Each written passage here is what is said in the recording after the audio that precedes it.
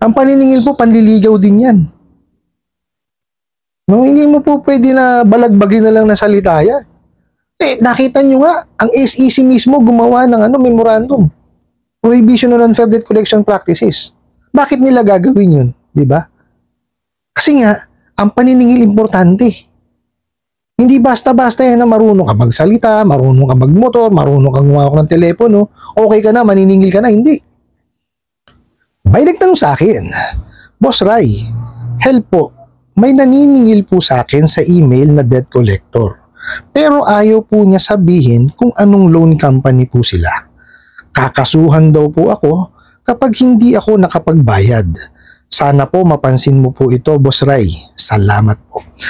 Maraming salamat po dito sa panibagong katanungan na pinadala niyo po sa akin. No? Pero bago natin sasagutin, imbitahan ko muna sana kayo na pakisuportahan po sana yung aking mga social media accounts sa YouTube, Facebook, and TikTok. Alright.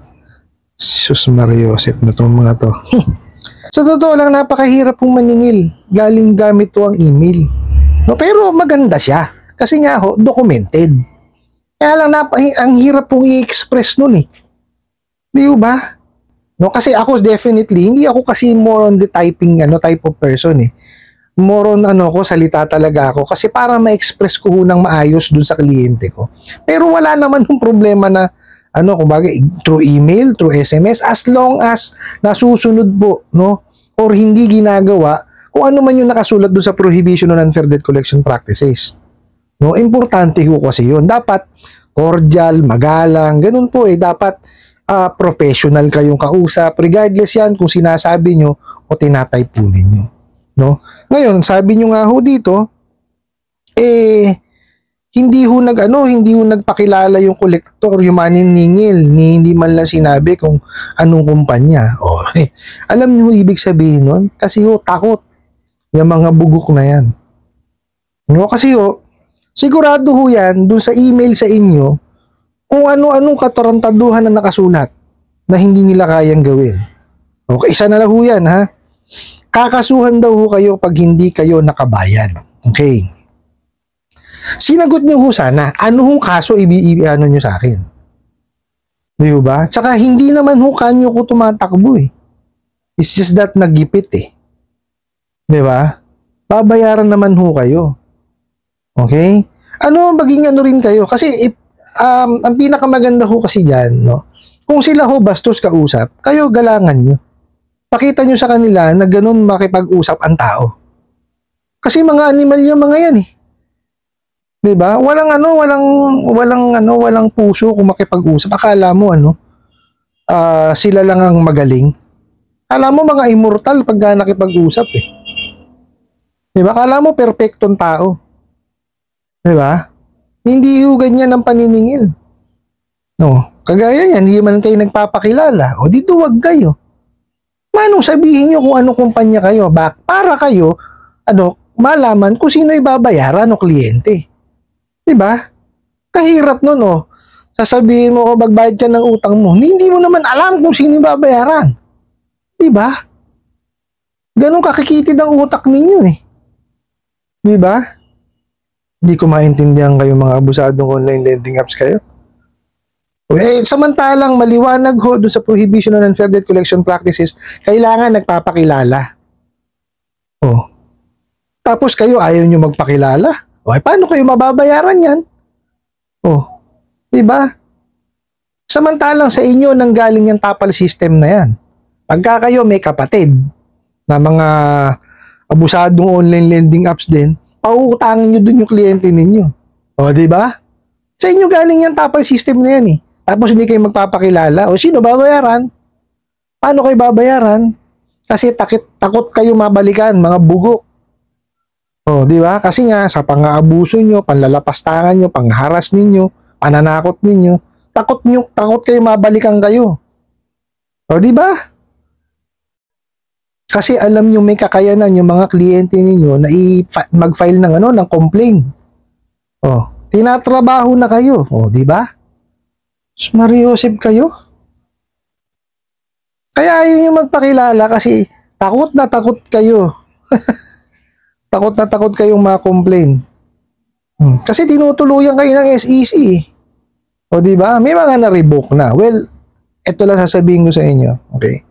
Ang SEC po ginagawa ang kanilang dapat gawin, no? Yung kakayanan po nila na ma-revoke o ma-filean ng complaint ng mga bugok na online lending apps na yan. Ang matigas ng ang ulo, yung mismong kumpanya na yan. Oh, revoke na, wala ng lisensya, nag-ooperate pa. Oh, ngayon pagka hinanap nasaan? Hindi mo makita. O di ba? Kasi bukod sa mga ang empleyado nila is naka-work from home di umano, yung kanila namang mga amo di umano wala rito sa Pilipinas. Oh, saan mo ngayon hagilapin yung mga bugok na yan? Di ba? Diyos Mario Joseph. Lahat ng katarantaduhan alam gawin yung mga yan. Lahat ng illegal. O di ba? Mario, magdi-declare ng opisina, anak ng kamote, blanco, walang laman. Minsan, abandonadong building pa. Abandonadong warehouse. O, saan ka nakakita ng ganun? Tapos, kung makapangharas kayo, ganun-ganun na lang. No, akala nyo, immortal kayo? At akala nyo ba, pamamanahan kayo ng boss nyo, pagka ginawa nyo ganyan? Mario, ginagamit lang kayo yung mga yan. Oh, hindi ba kayo na ito na lang hindi nyo ba naisip na bakit kayo hindi tinitrain maningil ng maayos niyang mga yan? Diba? Kasi walang sa inyo yan, walang, kumbaga, hindi nila kayo tinitignan, no, as magiging empleyado in the long run. Hindi kayo, kumbaga, wala silang paki sa inyo. Wala silang pakialam sa growth ninyo. Kasi, kung yung kumpanya ninyo, may pakialam sa inyo, tuturuan kayo maningil yan. Papadala kayo para ibang magkaroon ng seminar at matuto kayo ng proper way ng paniningil. O di ba? Ano ginagawa nila? Oh, tuturuan nga kayo. Mali pa. Oh, hindi ganyan ang paniningil. Ako sa totoo lang, napakarami kong trainings na pinagdaanan. Seminar. O, pinadadala kami ng mga kumpanya namin na pinagdaanan ko. Kadami ko ng certificate. O, isang bag na yata yung certificate ko na yan. No, kasi ang paniningil po, continuous cycle ng learning yan. Hindi po pwedeng, marunong na akong marunong ako magmotor, pupunta ako sa bike, marunong ako kumatok, maniningil na ako. Hindi ganun. Hindi kaya marunong ako kumakong telepono, mga kapatid. Hindi ganun. No? Ang paniningil, may art of, may proper way ng paniningil. No, hindi lang yan basta-basta na marunong ka magsalita, makakapaningil ka na. Hindi. Ang paniningil po, panliligaw din yan. No, hindi mo po pwede na balagbagin na lang na salita yan. Nakita nyo nga, ang SEC mismo gumawa ng memorandum. Prohibition on Unfair Debt Collection Practices. Bakit nila gagawin yun? Diba? Kasi nga, ang paniningil importante. Hindi basta-basta yan na marunong ka magsalita, marunong ka magmotor, marunong ka gumawak ng telepono, okay ka na, maniningil ka na. Hindi. Hindi ho ganun. Akala nyo, pag pinanganak ka, pwede kang maningil kagad. Hindi ho. No? Marami ho kayong pagdadaan ng proseso niyan. No? Akala nyo, ganun-ganun lang ho ang maningil. Hindi ho. Tsaka hindi porkit matapang ka, pwede ka na maningil. Hindi ho. Kalukuhan ho yung ganun. No? Kasi lagi kong nakikita na na naririnig, no? Or tapang mo, pre, pwede ka maniningil. Di ba? Hindi ganun. No? Hindi patapangan ho ang paniningil. Kailangan may understanding ka sa batas para ikaw makapaningil. At ang pinaka-importante, alam mo ang policies and procedure ng kumpanya mo. Alam mo kung paano mo bibigyan ng pagkakataon yung kliyente mong makabayad. Hindi yung gigipitin mo. Gipit na nga yung tao, gigipitin mo pa. Sira ulo mo. Diba? Para saan pa yung mga batas na na nilatag ng ating gobyerno? Para saan pa yung mga memorandums na ginawa? Kung lahat yan, hindi nyo susundin. Puro kayo gago. Diba? Maling-mali yung ginagawa nyo yan. Oh. Kaya nga, hindi kayo makapagpakilala, di ba? Hindi nyo masabi ang pangalan ninyo, tsaka yung kumpanyang pinagtatrabahuan ninyo. Kasi, takot kayo. Tama? Ayaw nyong mabalikan. Diba? Lagi kong sinasabi yan, hindi kayo makakatungtong ng barangay, police station, or even sinasabi nyong korte, hindi nga kayo makapunta sa bahay ng kliyente ninyo para singilin ng maayos. Diba? Kasi mga duwag kayo. Tatago lang kayo dyan sa harapan ng computer ninyo. Tsaka sa telepono ninyo. Yan lang ang kaya nyong gawin, manakot ng manakot. No. Pagkatapos nun, wala na. Pupusta ako sa inyo. Oh. Hindi nyo kayang humarap sa kliyente ninyo. Dahil hindi kayo marunong maningil. Baka mautal kayo. Kaya tigilan nyo na yung pangharas nyo sa mga kliyente ninyo. Di ba kayo naaawa dun sa mga kliyente ninyo na halos hindi makapaghanap buhay? Hindi ba naman kayo mga tanga eh? Tatrabaho nyo, tatakutin nyo ng tatakutin. Siyempre, hindi makakapaghanap buhay na maayos siya. Paano kayo babayaran? O di ba bobo kayo? Mariusip? Kayo inam-inam kung yan ay naghahanap buhay ng maayos, di makakabayad sa inyo. May kung ano-anong pananakot ang ginagawa nyo eh.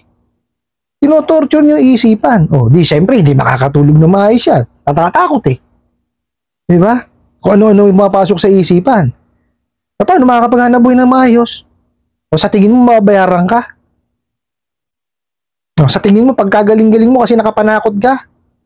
Grabe kayong mga mambaboy ng mga kliyente nyo. Wala kayong puwang sa ganitong klaseng hanap buhay. Sa ginagawa nyo pambababoy sa mga kliyente ninyo. Walang kalaban-laban yan. Kaya nga nang hiram. O kayo may kasalanan yan. Kung in-explain niyo ng maayos, no, at sinunod niyo yung the Truth in Lending Act, hindi kayo hihiraman yung mga yan. 7 araw, binubulaga niyo yung mga kliyente ninyo eh. Oh, di ba? Kung alam ng mga kliyente ninyo na 7 araw lang yan at ganyang kalaki ang mga interest ninyo, tsaka yung kakaltas nyo, sa tingin nyo, uutangan kayo? Hindi. Mariusip kayo. Oh, di ba? Puro kawalang yan lang ang alam ninyo. So, doon po sa nagpadala ng katanungan, wag ho niyong takutin ang sarili niyo sa mga email na ganyan. No? So, sagutin niyo, no? Kung paano ho kayo babayaran kung ayaw niyo magpakilala. Di ba? Ganun ninyo po. O, tapos ilagay niyo kung ano yung hinanaing niyo. Ilagay niyo po kung kailan kayo magbabayad. Basta ho, pag-ipunan niyo at bayaran, yun lang ho naman ang kasi obligasyon ho natin yung bayaran dahil nahiram po natin. O, kagaya yung sinabi ko kanina, ang problema lang ho, itong mga bugok na online lending apps na to, hindi ho dinidiscuss sa inyo yung obligasyon po ninyo. Ngayon, alam na po ninyo na 7 araw lang. O, pag-anuan nyo na lang, pagtuunan nyo ng panahon. Mag-ipon, tsaka nyo ho bayaran. Wag ho kayo magpaparsal dahil wala akong pupuntahan yan. Sabihin ko sa inyo, masasayang lang ho binabayad nyo sa mga bugok na online lending apps na yan. Ano po, I hope nasagot ko po itong katanungan na to at sana po yung makatulong. Maraming salamat po sa inyong walang sawang pagsuporta at panonood sa aking mga videos. Maraming salamat po sa inyong pag-like, pag-share, pag-comment at pagtatanong. And kunin ko na rin po itong opportunity na to na imbitahan po sana kayo na pakisuportahan po sana yung aking mga social media accounts sa YouTube, Facebook, and TikTok. Hanggang sa muli po. Yun lang.